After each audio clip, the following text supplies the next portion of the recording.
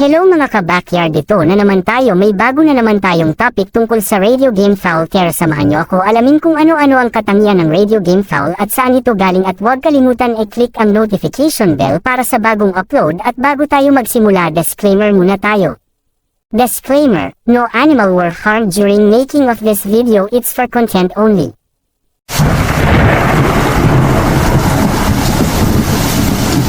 Pagtuklas sa mga salimuot ng radio game fouls. Ang radio game fouls ay kilala sa kanilang kahanga-hangang tibay, liksi, at espiritu ng pakikipaglaban. Ang mga katangiang ito ay resulta ng maingat na mga gawi sa pagpaparami na naipasa sa mga henerasyon ng mga breeder. Ang kanilang kapansin-pansingan nyo na may makulay na balahibo at malakas, matipunong pangangatawan, ang nagpapakilala sa kanila sa mundo ng sabang.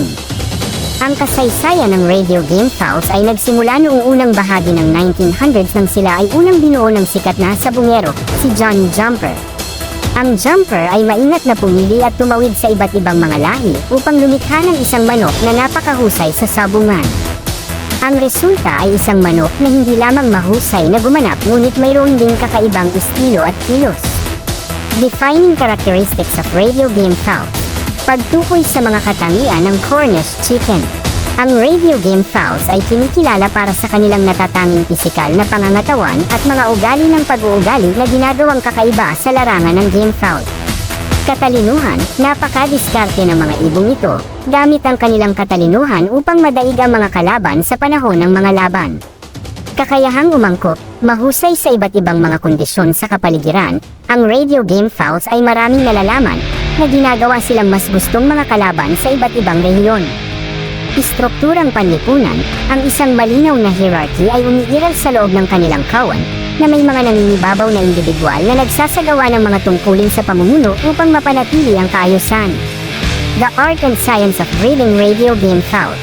Ang pag-aanak at pagsasanay sa radio game fouls ay nagsasangkot ng kombinasyon ng genetic na kadalubhasaan at pag-unawa sa asal. Selective breeding. Genetic selection. Pinipili ng mga breeder ang mga individual na may kanais-nais na mga katangian na tumutuon sa pagpapahusay ng liksi, lakas, at mga kakayahan sa pag-iisip sa pamamagitan ng selective breeding. Kapaligiran para sa pagpaparami. Ang isang kaaya-ayang kapaligiran sa pag-aanak ay mahalaga, na nagbibigay diin sa kalinisan at pinakamainam na nutrisyon upang suportahan ang malusog na pagpaparami. Mga regimen sa pagsasanay. Pisikal na pagsasanay. Mula sa murang edad, ang mga radio game foul ay sumasailalim sa mahigpit na pagsasanay upang bumuo ng tibay at lakas, kasama ang mga ehersisyo tulad ng paglalakad at simalate na paglipad. Combat simulation. Ang pagsasanay ay nagsasangkot ng mga kunwaring laban gamit ang mga hindi agresibong pamamaraan na nagpapahintulot sa mga ibong ito na bumuo ng kanilang mga instinct sa pakikipaglaban ng ligtas. Training regimens. Physical training.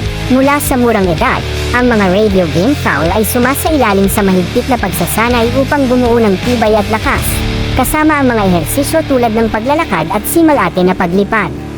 Combat simulation. Ang pagsasanay ay nagsasangkot ng mga kunwaring laban gamit ang mga hindi agresibong pamamaraan na nagpapahintulot sa mga ibong ito na bumuo ng kanilang mga instinct sa pakikipaglaban ng ligtas. Combat techniques of radio game fouls. Ang radio game fouls ay mga agresibong mandirigma, kadalasang umaarangkada sa labanan. Ang prangka na diskarte sa pag-atake na ito, habang matapang, ay maaaring humantong sa mabilis na pagkatalo kung ang kalaban ay sanay. Ang kanilang angkan, isang halo ng white hackle at kelso na mga bloodline, ay nagdaragdag sa kanilang masiglang estilo ng pakikipaglaban na kilala sa malalakas na slash at mabilis na paggalaw sa sabungan. Conclusion.